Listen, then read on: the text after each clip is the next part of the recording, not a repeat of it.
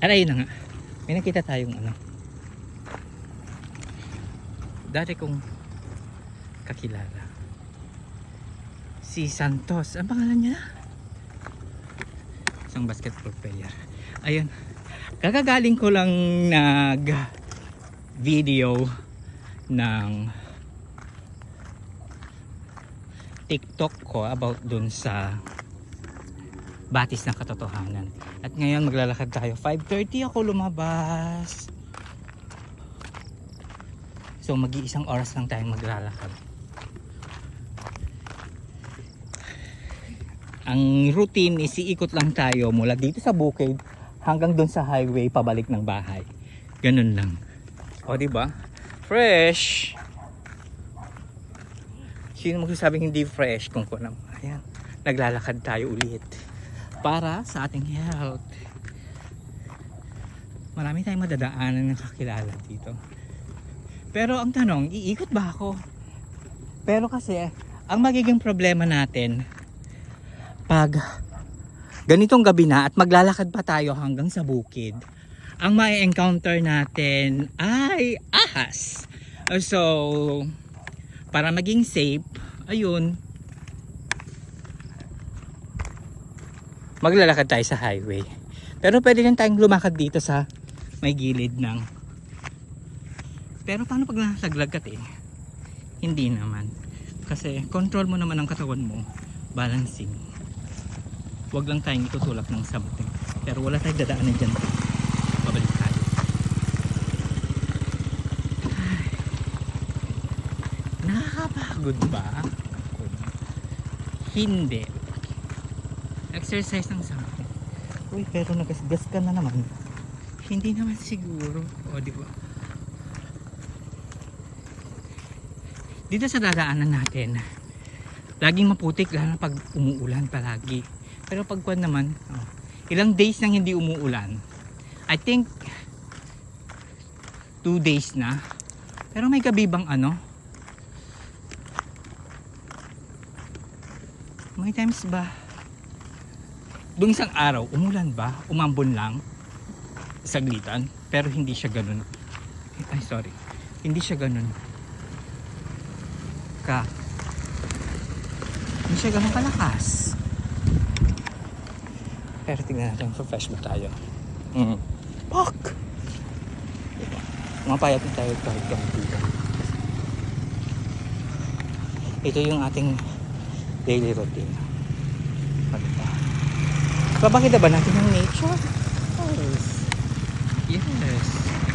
3 minutes pa lang. Oh. Ang pinaka main goal natin is mag-walk dun sa sinasabi natin 5 km. Ngayon parang ang mangyayari lang, it's 3 kilometers yung malalakad natin. Simula sa bahay paikot sa bukid. Tama ba ako? 3 kilometers? Malalaman natin. Oh, ang ganda ng ang ganda ng ganun. Oh. Ano yung ganun? Ang ganda na yung pag patak-patak ng ulan. Hindi. Pagkulog at kidlat. Tama ba? Oo. That's the view.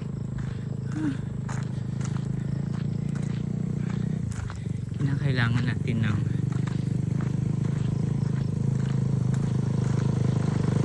kahit siguro mga 15 minutes na video lang. O diba? Pak.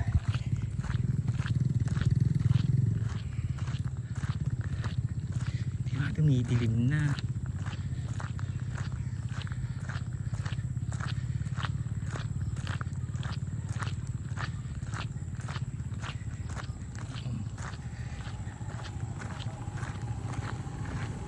Siguro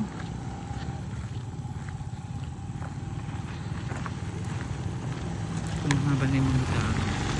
Let's just ayusin lang natin na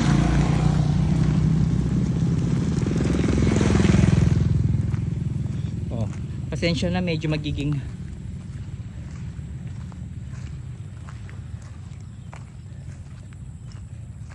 magulo. Pero iayos natin to. Diba, Frank?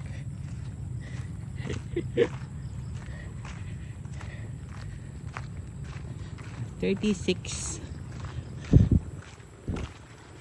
Huwag mong sabihin 30 minutes yung ating lalakarin. Akala ko pag nag-video ako, pwede kong ma-flip yung front and back camera. Pero hindi pala, no? Okay. Dahil late na tayo, dito na lang tayo dumaan. Pero yung sunset is sunsetting. Gusto mong dumaan doon? Pero habulin na naman tayo ng aso. Last time, dumaan tayo sa bahay nila Nunoy.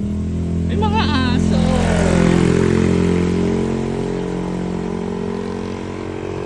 And dito rin kaya, may aso din, pero it's not that aso thing. Hindi ganun kadami. Mga 3 lang.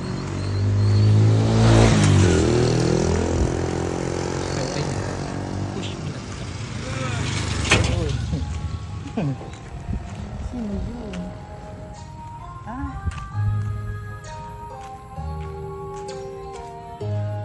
Sino na yun? Ah, si ano naman yan? Alam ko nakakalala. Una ko nakita, pinansin ako, si ano na kasi nung pangalan ni Santos? Yung basketball player. Dito sa Patol lang sa amin. Tapos si yung pangalawang pumansin sa akin, kasi driver na rin siya, si nakalimutan ko na naman yung mga name. Pero ayan, kilala natin sila. Taga Saipon din naman siya.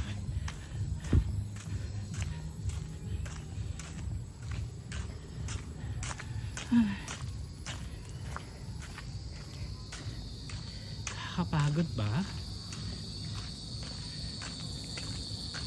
Meron na siyang tatlong na. Si Mr. Santos, meron daw siyang tatlong na. Sa iba't ibang babae.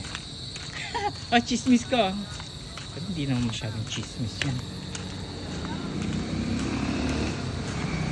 Iabot ba natin ng 10 minutes? Maaari sigurong 10 minutes lang. Pero that sunset is sunsetting. The sunset is sunsetting. Oh, diba? Pero hindi masyadong sunsetting.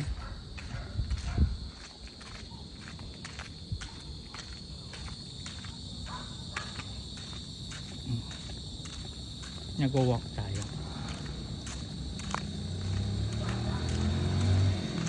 Kumusta naman nating fest? Pawisan na ba? Opo. Pulas. Oh. Ay, diba dapat makikita yung progress.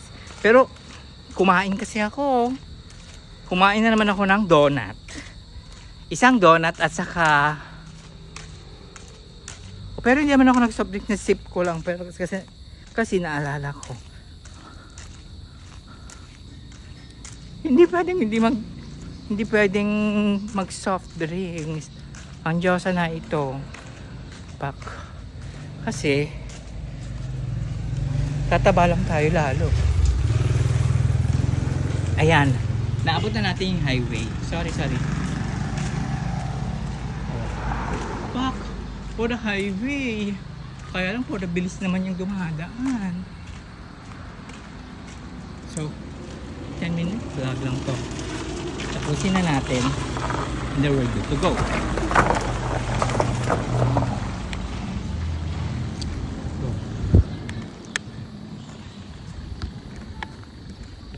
Opak. Saan ka dyan? Ilalak. And then go. Diba? Sino mag-aakala, diba? Na ang person na ito will going to live sa Patol. When I was a grade 6 Barangay Patol ang pinuntahan namin to compete sa choir competition ng iba't ibang division dito sa Santiago. Santiago ba? Santiago City, yung apat na division ng mga elementary school, public. So ayan, dito kami sa Pato na punta. Yun yung first araw na nakapunta ako doon. At take note, nung grade 6 kami yung champion. Pero ngayon, already ikakat na natin. Bye-bye, yun lang. Memorable sa akin ang patol nun when I was elementary. Ay, hindi! Maalala ko, hindi pala yun yung unang punta ko sa patol. Maalala ko nung grade 3 o grade 4. Grade 4, grade 5. Kailan kami yung... alam ko na. Grade 4. Nung kasama kong nagpunta si aking best friend ng elementary na si Christy Lising at ang kanyang uncle at saka kanyang mga kapatid dito sa may patol, dun sa may ilog, sa may Purukdos. Oo. Maalala ko nun, yung ilog doon, tama ba ako? Yung ilog doon, nabababaan sa Purukdos nun. Pero, tapos tinuro pa nila Christine na doon matatagpuan yung falls. Yung falls. Yung falls na maliit. Hindi ko akalain. Doon pala ako mismo titira sa may malapit dun sa falls. Doon sa dinaanan ko papunta sa paghahanap natin ng batis ng katotohanan. Mapapanood po nyo yun sa aking TikTok. Yung aking TikTok is John Carlo Ilagan. Isa-search nyo lang. Makikita nyo na ang aking iba't ibang mga TikTok. Yes. At nung bata pa ako,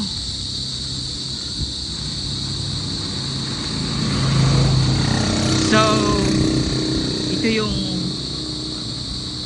isa ito sa pinakamayayaman dati, ang Bilagadi.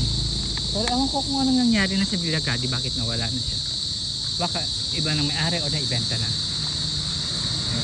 So nung bata ako, ilang beses ako nakapunta ng patol. Dalawa. Nung grade 4 or nung grade 5 ako, or grade 3 something. At nung grade 6. Naalala ko. Okay, siguro ikakat na natin ito. Marami nang nanonood. Bye!